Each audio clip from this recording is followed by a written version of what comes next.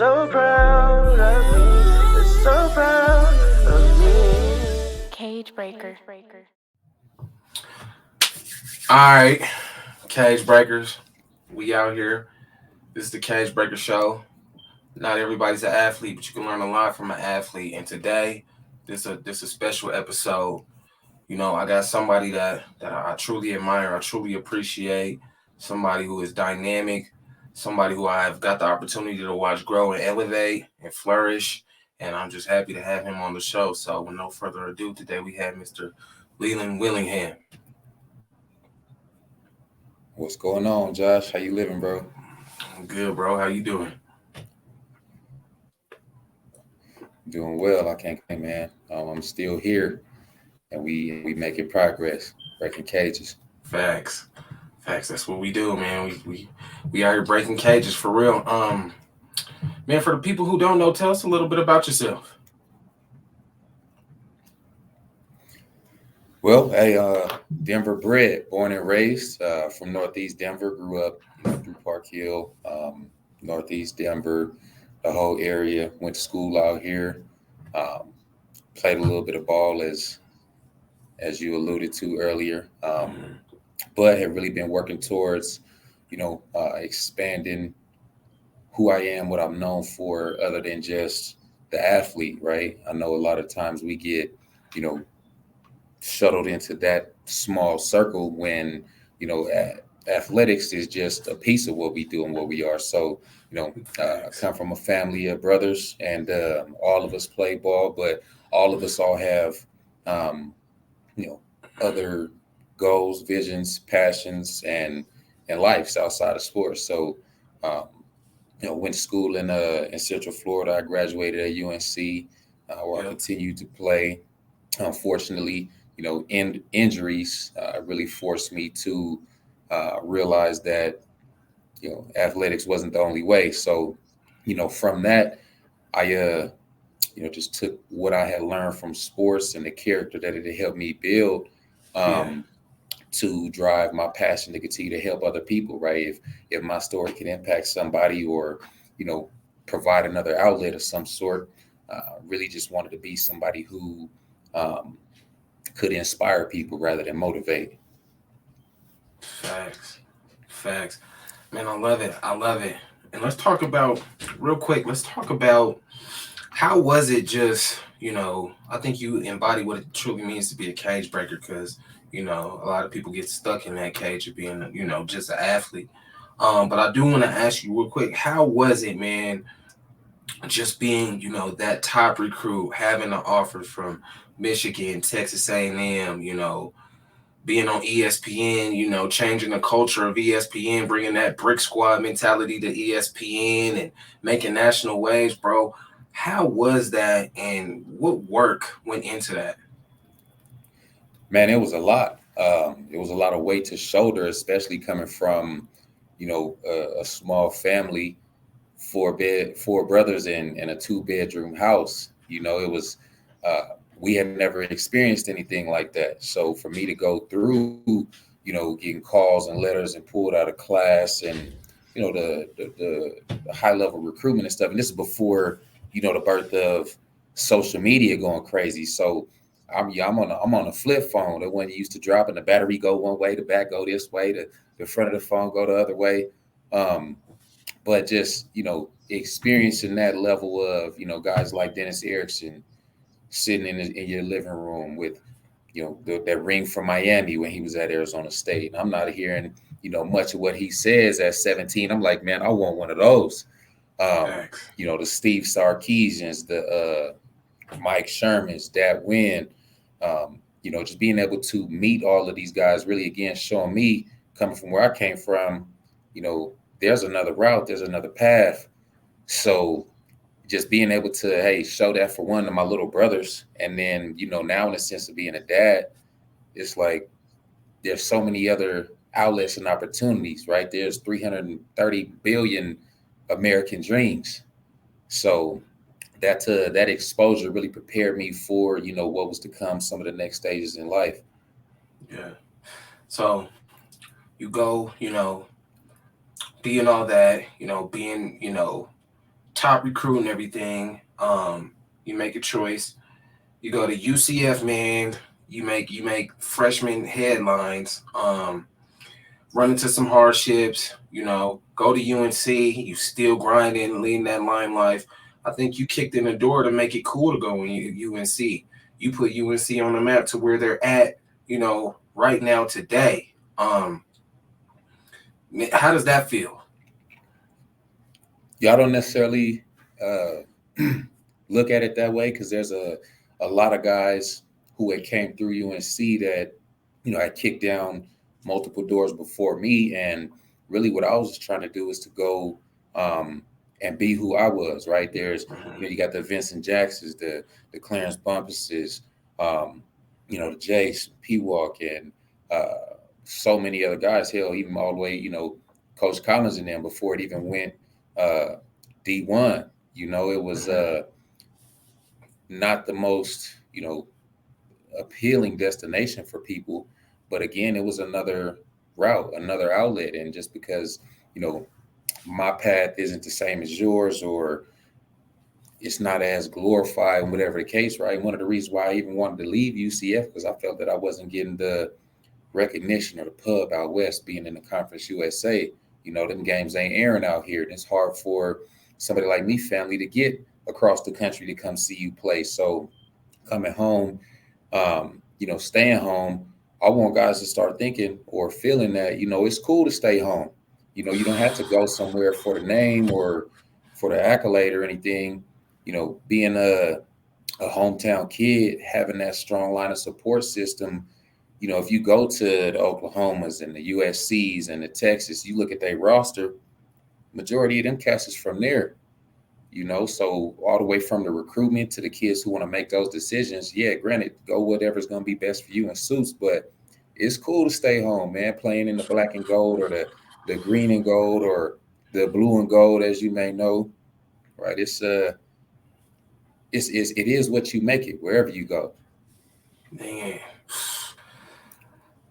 bro, there we go, man. And moving forward, obviously, you as you spoke about earlier, the injuries happen, man, and due to injuries, you have to stop playing football, bro. Before we jump into where you are at today, man, talk about that and how it was going through that. I mean, everybody knows who Leilon Willingham is, you know what I mean? And you definitely let your imprint on the game. But being told, because of injuries, you can't play anymore, bro. How was that? In a sense, it's heartbreaking, right? Because something that you've done your whole life is coming to an abrupt end. My last down, my true junior year at UNC, I had no clue that was going to be my last game. I played through half a season with 2 herniated discs, not even knowing, right? I'm in a position where I can't even stand up straight for 6 games, still leading, whatever accolades and all that through the conference and everything was cool. But, when my team is, or when the defense is on the sideline, I'm the main one standing up. I'm not sitting down. I'm behind the offensive line, right? The guys that don't necessarily get their name in there. Let's go, line. I'm hyping these guys up because that's really the support system, the foundation of the offense, right? We go as y'all go. And just because them dudes aren't the ones that are, scoring touchdowns and things oftentimes are overlooked. So I always just try to show them love. Granted, a lot of my injuries probably came from going head up with them dudes in practice and all that. I, had a passion against offensive linemen when they're on the other team. And in practice, it came out a little bit, but it was never, I'm not, no ill will behind it, right? So when it all did happen, my true junior year, man, I wasn't on track graduation-wise, right? We go through the big recruitment and all that, and you almost sometimes overlook that level thinking about what's going to happen after that. So, all through college, I'm league, school, whatever, it'll happen. You hear all the stories about the guys that go back, and ultimately when I realized that the time was winding down for me, I had to sit back and just, tell myself, man, if granted, whether I have a career like Jerry Rice or Ray Lewis, the majority of my football is behind me. Yeah. So then my daughter was born in that same year. So at that point, it was like everything, the whole goal, the whole mission became bigger than me. Yeah. Right. Not just, hey, yeah, I want to do everything that I can do on this field and take it as far as I can. And my pops was always like, use your athletics to get you an education. Facts. Right. You got to use that system the same way that they're going to use you. And while, doing that, right, take advantage of all of the resources that were there. There were so many damn resources and opportunities, outlets that I didn't utilize when it came to education that, could have put me in a better position. But it was ultimately, it wasn't too late when I realized, hey, it's time to get on track. So my true senior year, pulled my actual medical or my red shirt, and thinking that things are going to get better. I don't know if you know too much about disc injuries or nerve damage and such, sciatica. It just wasn't coming back. So I just I would be suited up and taped up and got all the you hindered in a lot of ways. But ultimately up here, I didn't feel like me. I knew that I wasn't regular, so I couldn't trust myself to perform that way. So after that, my fifth year, right, started pursuing a master's program and such, and ultimately the need and just the intrinsic, human nature to want to be there around, not that I was never there, but to be there and around my daughter and my girl, my fiance now. I wanted to pursue that more than trying to get back onto the field. So that's ultimately what allowed me to focus on, school and graduate in that last semester. And then ultimately just, hang them cleats up. That was one of the biggest and the toughest, the hardest decisions. But a lot of what made it easier was because I knew that I am bigger than football. Bro, that's facts. And I got to witness this whole transition, and it was motivating, for myself and all of us to see, because you always gonna say, how is he gonna react? And I know we spoke, and definitely gonna spread love and everything like that, and then pump each other up, bro. From you to go to this game you played your whole life, and it ends, because of the disc. I want to get it right, the disc injury, and things like that, and just seeing your whole attitude towards it, like, okay, I'm gonna still work out, and seeing how you did the weight challenge and you dropped all that weight, and you got a six pack and was working out and inspiring so many people, man. We watched all that, which leads into where you are today and why we're so proud of you, because you are, like, a lot of people go pro, but you're pro in a field that truly matters, and a field that we don't know a lot about because we're scared. And you took on that challenge, and you are changing lives and helping people with their finances and such. Talk about how you got into the business that you're into now. Really, man, it came down to my passion to helping people, man. From after the injuries and stuff, and I got pulled out of school, I started working at a youth correction facility. It wasn't a lockdown facility, so the kids could get up and basically dip whenever they wanted to. It was a challenge at first, just because I'm 23, 24 at the time, so I'm not too far removed age-wise from them, and a lot of them, have relational boundaries with people and having connection and attachment. I don't necessarily want to call it disorders, but issues there, right? So from a lot of these guys having, whether it's family members, parents, brothers, in and out of their lives, friends, that get into these facilities And the same thing is perpetuated, right? There's such a high turnover in Yeah. these types of facilities. So I really found a passion and a calling in being somebody that, as a mentor, a big brother, so to speak, a counselor, a therapist, a coach, really found passion in being able to build relationships with these young men right at the facility. We had a regular high school program. We had vocational opportunities. Kids could come in there and get their barbering license or welding license certifications, really just for a little bit of their time. And granted, the reasons that they're here aren't the same reasons that other people are getting these licenses, right? They got caught up doing something, right? But being able to provide and just coach and guide some of these kids through a lot of these different outlets, right? Opportunities they would have never had being elsewhere. So, Yeah. I was the head coach on the football team. We played other 3A schools. It was like that movie Gridiron Gang, right? But we didn't Yeah. have Yeah. a lockdown. So challenging part was, 90% of the kids that I was coaching never played any organized sports in their lives. So getting them to, from my high level of field knowledge, trying to translate that to day one kids was Yeah.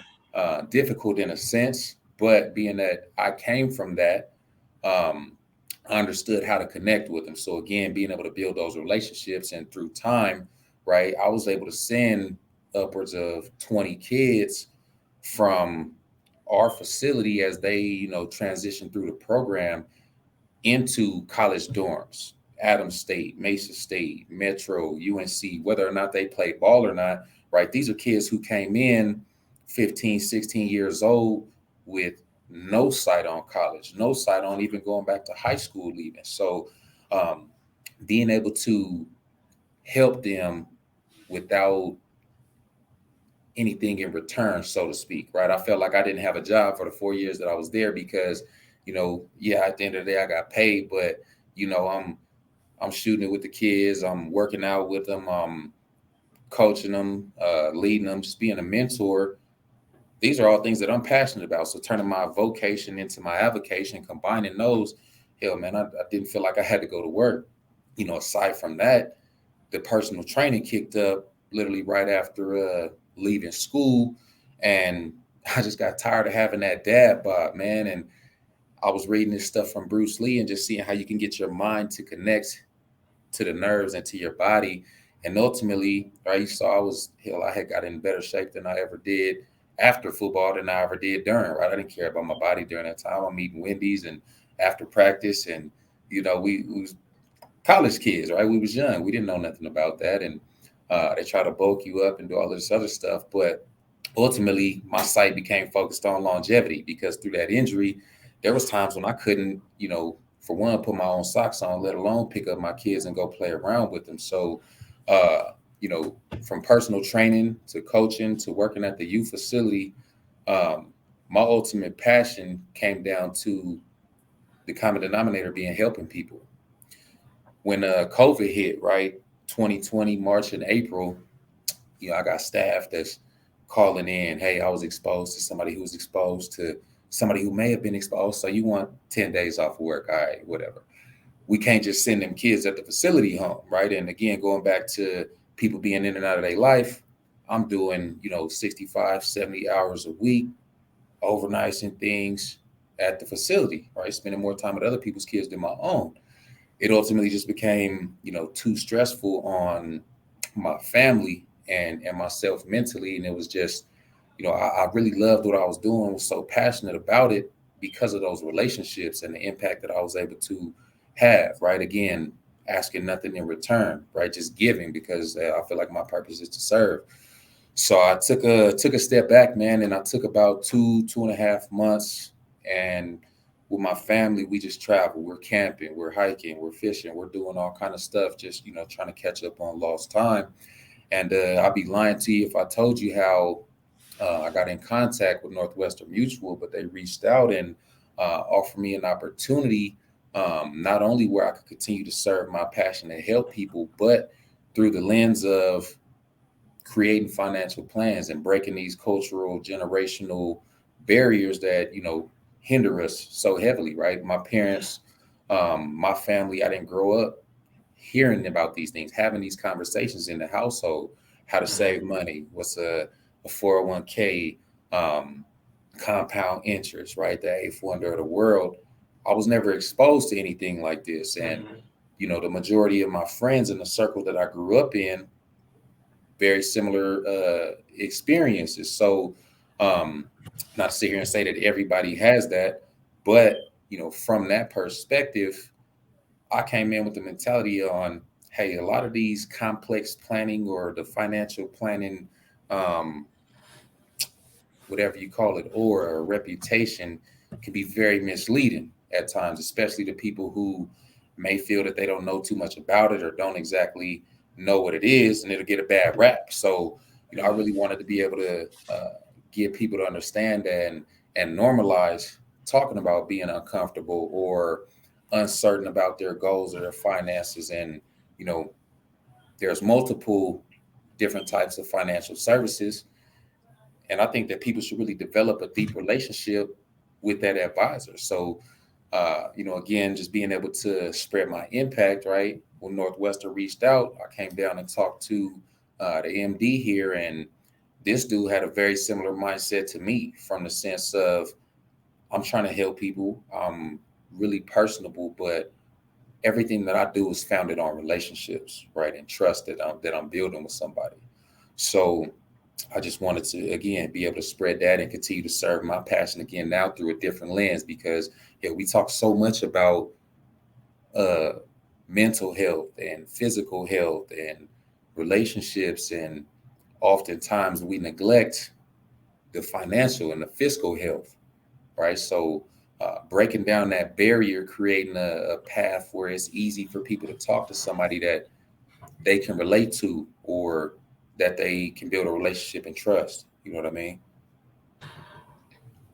No, man, that's real. And I need you to repeat that one more time. We focus on, physical health, mental health. Say that one more time.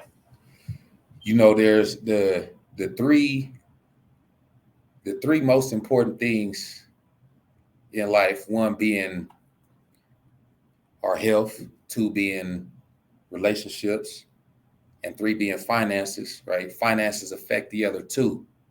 In all of our schooling, we learn little to nothing about, how to be successful in these areas. So then we're spat out into adulthood, fumbling around, trying to figure it out on our own, right? Banging our heads against the wall. Our finances affect those other two areas, right? The health and the relationships. So looking at it from that perspective, hell, people get into adulthood really with shame, guilt, and embarrassment about, not having any knowledge or being confident and comfortable in those areas. So again, hey, it's something that more people go through, right? And you're probably sitting there next to your closest friends, not having those conversations with them, right? We're talking about nonsense. I had to look at my circle and really readjust there. Like, man, all the conversations that we have, I'm going through our threads, and we talking about stuff that we talked about 10 years ago, right? We got to start pushing, especially for my friends who have kids, right? We got to start thinking really big picture, man. Do you want to be in a situation where, like your parents, they 50 in their late 50s? Are we talking about retirement? Retirement had always been so abstract to me because I had never seen it. You know what I mean? I had never seen anybody just, hey, hang up the cleats and I don't have to worry about running out of income. I don't have to worry about getting up and going back to work. I'm financially free. I'm financially stable because of the steps that I took through my life, right? And there's tons of people retire every day, but I had never seen that. So to me, it was very difficult in me just having that initial conversation with, my mentor, who's a financial advisor, right? And how am I going to get people to want to see and feel and grow in this capacity if I'm not comfortable with it or accepting it in myself? So, transitioning into this field, seeing both sides has really been one of the most transcendent or impactful decisions, ultimately that I have made in life, right? The growth of my family over the course of the last 2 years has, the trajectory has just changed so much because of just sitting down and initially having that first conversation with somebody? Man, you on point and you on fire, especially talking about your circle and the conversations you having. But this is something that's real, financials, financial services, which leads me to my next question. It's like, what were like some of the skepticisms you had when you were introduced to the financial service career? Like, The term financial advisor or financial planning, or when it comes to finance, oftentimes, again, is very vague. Um, Northwestern isn't just any firm, man. The culture around here is very unique. I've never been embraced like this by a company or anything really outside of college football, especially being a young black man in the world today is rare to find. So understanding that it gets a bad rap, and again, understanding how to, be comfortable normalizing some of these conversations. Um, I really break it down to this, man. Financial planning is not about who can get the highest rate of return on their investments, but financial planning being rooted in tying in together all of a person's goals and really getting to the end with the highest probability of success, right? Like Nipsey says, and as cliche as it is, and people quote it all the time, it's a marathon. Yeah, it's a marathon, not a sprint, but I still want you to win that race. So when I'm coming to talk to my clients and the people that I've helped, over 150 individuals over the last year, 700, 800 different conversations, whether or not, we're moving forward with things. If I was able to plant that seed and get you to start thinking bigger, or, I'm going to ask you some questions that the people around you aren't asking you, not in the sense of making you uncomfortable, right? In order to be great, you got to be comfortable being uncomfortable in some situations. But I'm asking you these questions for one, because I care. Once you tell me that something's important to you, it becomes a focus of mine to help you achieve that. So, I saw an opportunity here to continue to pursue my passion to help people, and took a leap of faith, telling myself, hey, plan B is just plan A all over again, right? My fiance is like, damn, it's probably one of the worst times in the world that you could, or in history that you could get into the finance industry. And I'm like, well, hell, there's so much opportunity right now, from seeing, single mothers or single parents, low income households, even people who had high net worths struggling over the pandemic, right?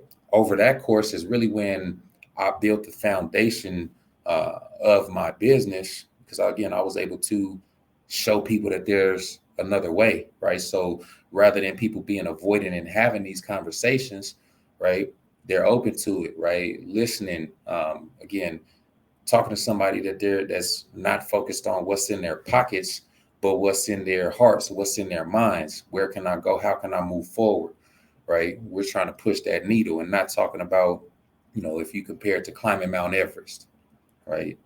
80% of the people that die on Everest die on the way down, right? Consider that to be like retirement. Everybody has a plan, or a lot of people have a plan on how to get there, not necessarily on what the distribution phase is going to look like. So rather than, hell, Josh, how many times have you run a lap or a gasser or a suicide in one step? don't. You You haven't. don't, right? So chipping away at these mountainous goals, like buying a home, right? We break that down into little steps, right? We go from 0 to 10 rather than going from 0 to 100.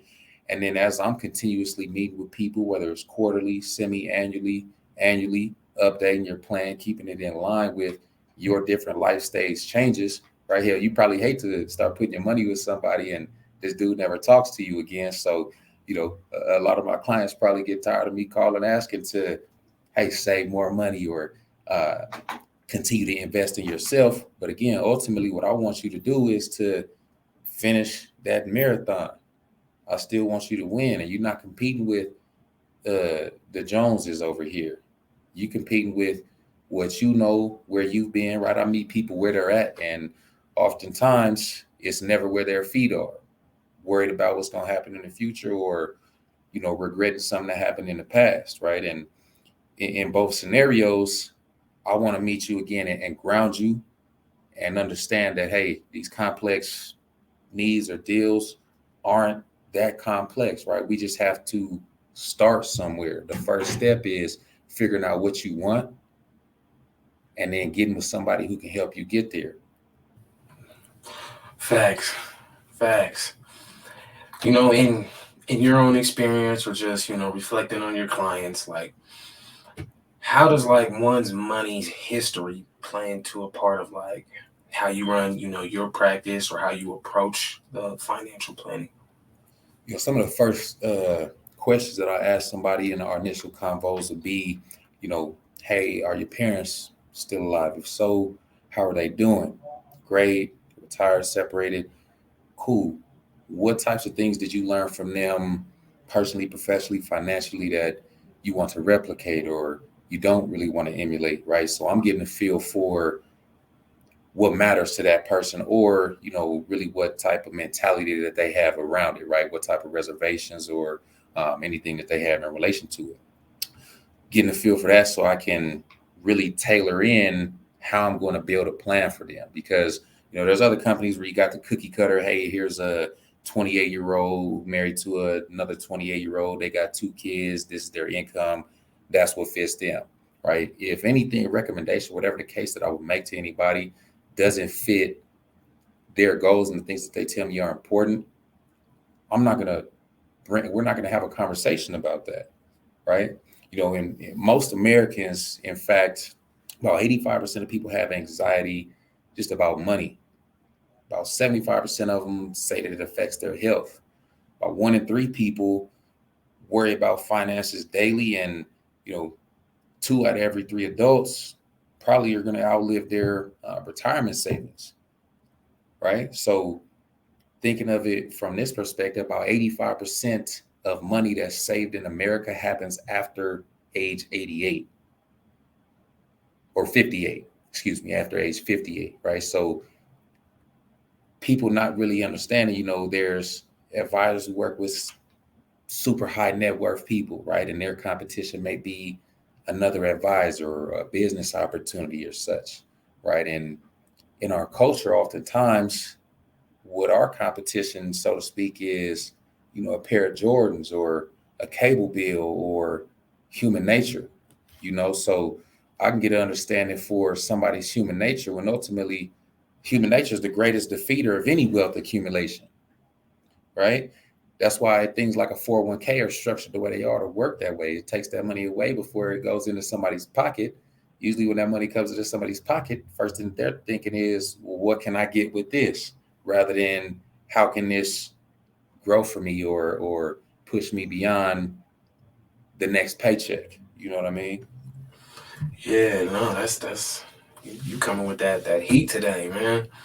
Um, and you're absolutely correct, man. And it's something that something that is needed, and something that is in our everyday routine, but some we don't we don't really give it the respect we need to, man. So I appreciate you and what you do. To that point, it's like, do you ever see like, do you see like negative money experiences? Like when you see people with negative money experiences, like is that a motivator or is that a hindrance to like how people deal with finances? I think it creates a lot of reservations with people early on, right? If they feel that they don't make enough to have a conversation with an advisor or a planner, or they feel like they got to pay off a ton of debt before they start saving money, right? To be quite frank with you, I know homeless dudes who can save $50 a month, right? It's hard for some of us to kind of wrap our minds around that, right? Nobody wakes up saying, I want to start stashing $500, in a savings account or whatever the case every month, right? Oftentimes it's somebody pushing them to do so. So when I see, people who've had negative experiences or positive experiences, but they've ultimately took that first step, and whether it's, them doing it on their own, I really compare it to getting up and going to the gym, right? I could step into the gym and wield around all the weights in the world. But if there's no intention behind it, you're not going to wake up in 6 months and a year and see any cuts or, no progress there. So what I want to get people to start focusing on again is taking that human nature aspect out of savings and growth and really automating the saving strategy, so to speak. So, the people that I see that have very substantial or really just strategic wealth pictures is because they focus on saving even when they don't want to, right? So if you look at it from a training perspective, Josh Farley worked out when I felt great. I'll probably be a fat SOB. You know what I mean? If I only saved money when I felt like it, chances are I'm probably going to be in the same position next year that I am today. Yeah. So, there's a concept that I talk with a lot of people about, man, and it's called paying yourself first, right? And why that's so critically important is, we're thinking about the dollars that we're not willing to spend before we pass. You know, People will save far more money for retirement or their goals when you take the effort out of it, right? And that's what I'm talking about, automating the saving strategy. So again, the clients who I have who successfully build their wealth picture are the ones who are successful at accumulating for their future needs without thinking about it. They do it when it's difficult. They do it when they don't want to, right? If you woke up and hit the snooze this morning, chances are your day is probably going to be a little bit behind, if not a ton, right? So thinking of waking up and wanting to save 50 or 500 or $1,000 a month. Initially, the human mind, it pushes back, right? It's, what would that feel like? It's going to constrain me in other areas of my life. I'm not going to be able to do this, right?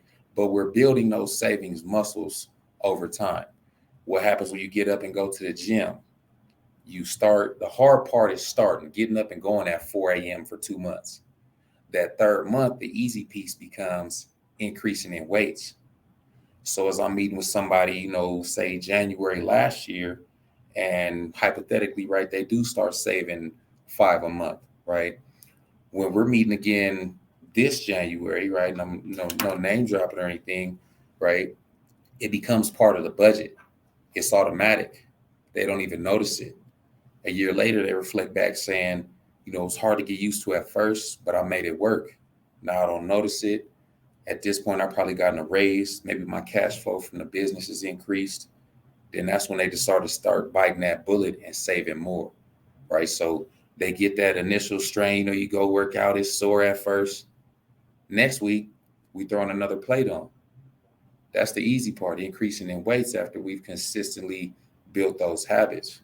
So I related a lot back into training and into sports because, again, man, financial health, physical health, just as important as our mental and physical health these days. Powerful, bro. Powerful.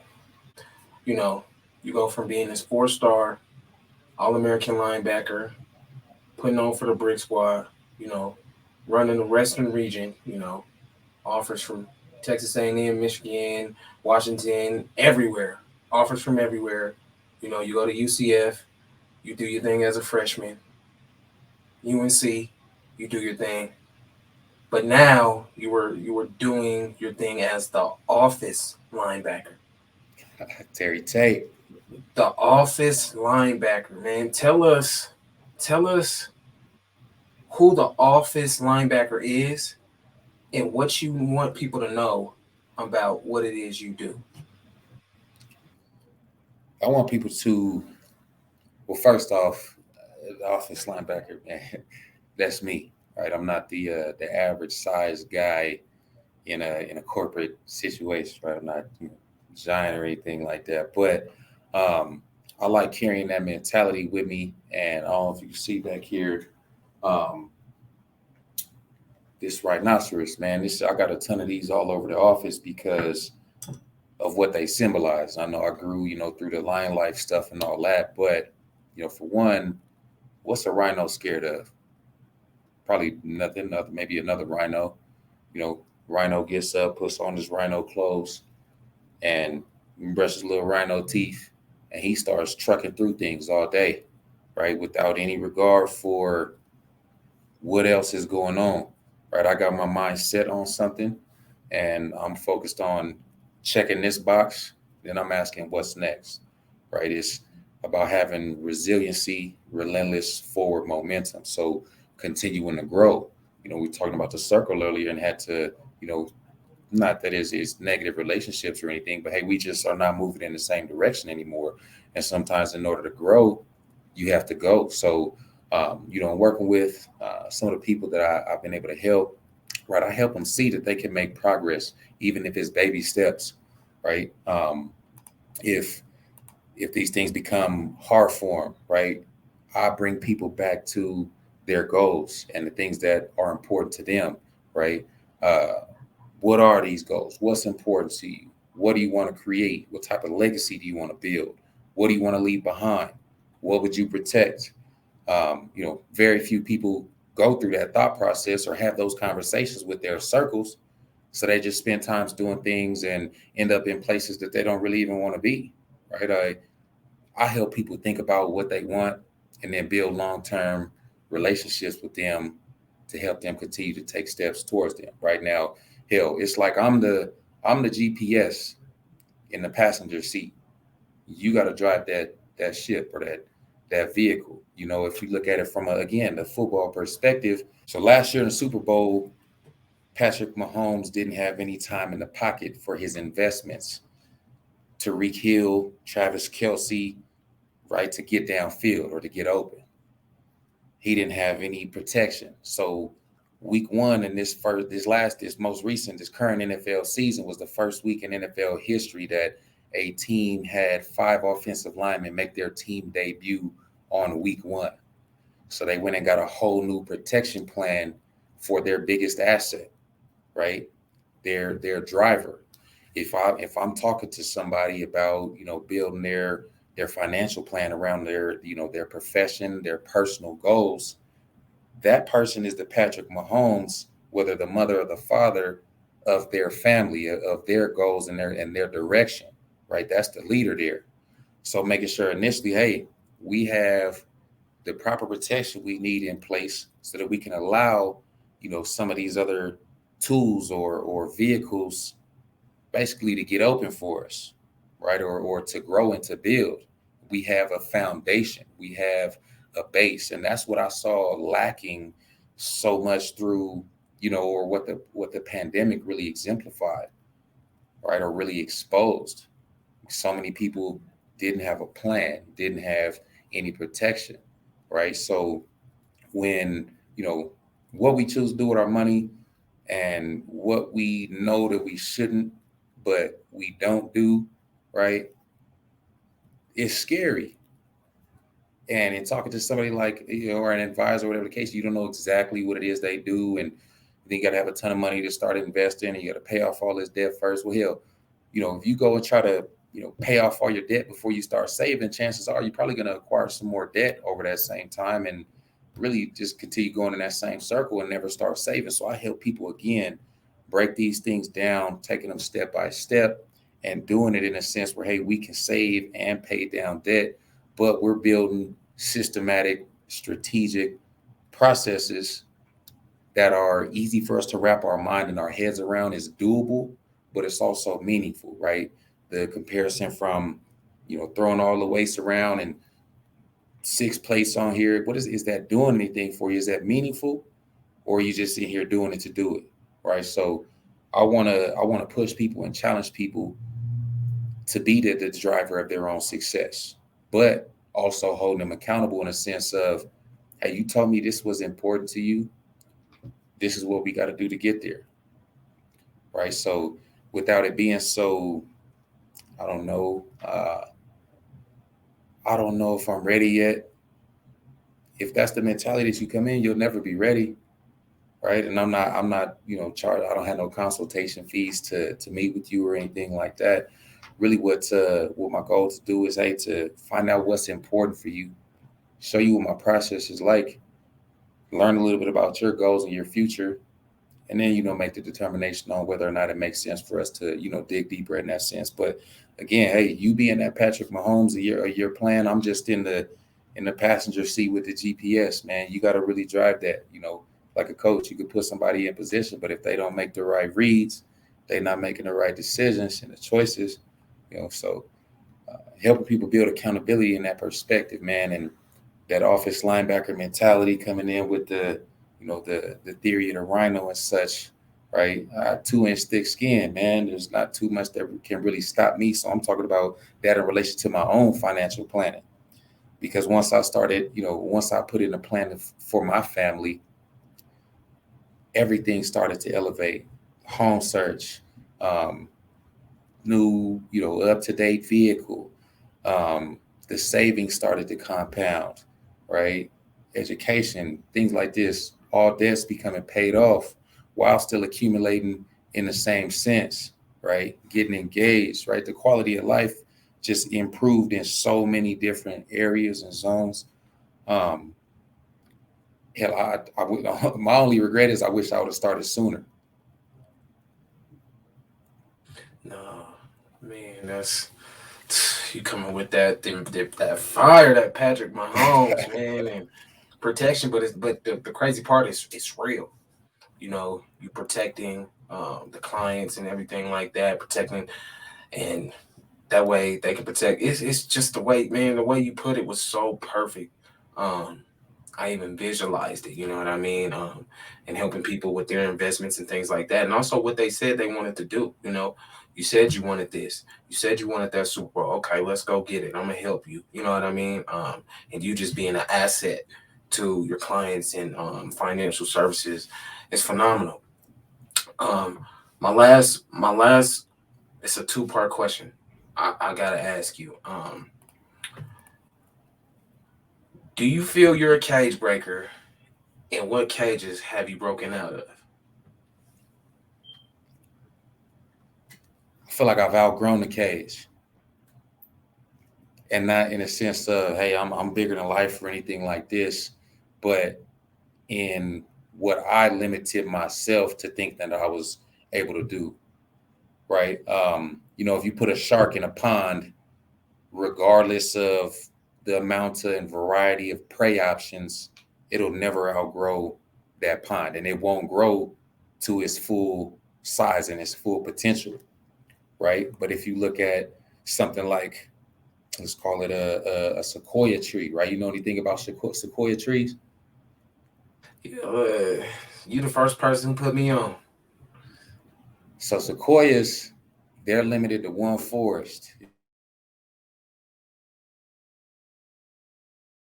in the Sierra Nevadas, 5,000 to 8,000 feet on one slope of a single mountain range. But a sequoia will never cease to expand, right? This is a tree that grows from a 2-inch pine cone, right? Comparative to that mustard seed story, right? You know the story about the mustard seeds, right? A 2-inch pine cone grows into a tree 310 feet tall, 40-foot diameter, 2-foot thick bark, right? From a 2-inch seed. The bark on this tree protects it from forest fires. It's not fire resistant, fireproof, right? Fire resistant. It goes through so much to get to that stage, though. In order for that seed to actually basically be planted, right, germinate, whatever you call it, it has to go through extreme heat, right? Forest fires for that seed to crack open, for it to even take root, right? Now the sequoia grows to be so big, and then much of it, what we see in comparison to, things like what is it, the iceberg, right? You only see the tip of the iceberg. You see the entire sequoia tree. Its roots are only about 6 to 12 feet. You think something this big has to be firmly rooted in deeply, right? But it's given, right? You see it. Its canopy basically creates its own fog, which it waters itself with. It needs about 500 to 800 gallons of water a day. It doesn't rain that consistently, so what it does is it creates its own rain, right? When there is no way, it finds one. right? Forest fires burning down everything else in its path. Sequoia is still standing, and actually almost like a birth from ashes, like something like that phoenix, the bird, right? Now that seed is planted and it begins to grow and take root there in that soil. So amongst all odds, against all odds, right, is continuously expanding. Some of them over 3,000 years old, right? Yeah. The most Yeah. massive living things by volume, right? They create their own ecosystems, right? They have shallow roots, but they're not worried about that aspen that's burned up or that's bending in the breeze. Yeah. They're not, affected by these pine trees falling and burning up around them, right? They're continuously expanded, reaching higher, aging, learning, adapting, doing, just because its mentality is unlike any tree or plant around it.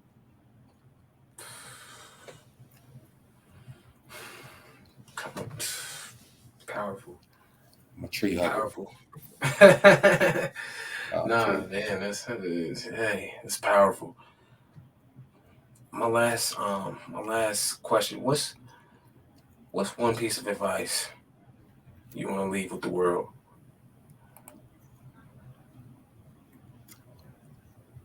With an unpredictable array of opponents that got no off season, right?